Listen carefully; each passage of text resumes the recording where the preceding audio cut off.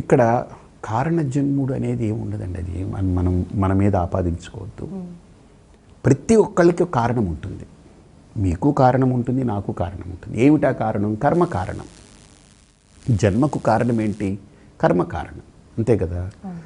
అలాగనే జన్మ రాహిత్యానికి కారణం ఏంటి? జ్ఞానం కారణం కదా. జన్మ పొందాలి అంటే కర్మ కారణం, జన్మ రాహిత్యం కావాలి అంటే జ్ఞానం కారణం. అది కదా మన సిద్ధాంతం చెప్తుంది. కాబట్టి ప్రతి ఒక్కళ్ళం కారణ జన్ములమే. కర్మ అనే కారణం పట్టుకుని వచ్చాం, ఆ మూట కట్టుకుని వచ్చాం మనం. ఈ భూమి మీద మనకు మన కర్మ ఎంత బలీయమైందో మన సంకల్పానికి కూడా అంత బలం ఉంది. సంకల్పం కూడా చాలా బలమైంది. అందుకనే మనకు ఈ ప్రకృతి నేర్పేది ఏంటనంటే కర్మకి ఎంత బలం ఉందో సంకల్పానికి అంత బలం ఉంది. ఉదాహరణకి పెళ్ళయింది, భార్యాభర్తలు ఇద్దరు.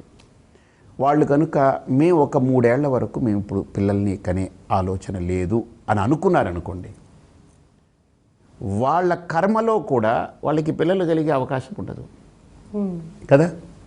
కర్మ ఏమైపోయింది అక్కడ? వాళ్ళ ఆలోచన కంటే కర్మ చిన్నదైపోయింది. పోనీ వాళ్ళు కర్మ ఆపేశారా? 3 ఏళ్ళు కూడా వాళ్ళు కర్మ ఆపేశారా? దాంపత్య జీవితం నడుస్తుంది కదా, కానీ పిల్లలు పుట్టట్లేదు. కారణం ఏంటి? వాళ్ళ సంకల్పం.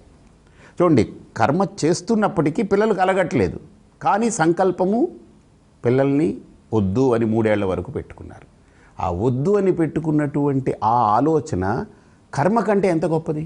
నేను అందుకనే ఆలోచనకి, ఆ సంకల్పానికి వాల్యూ ఇస్తాను. Karma is good, it's a very powerful thing, no doubt.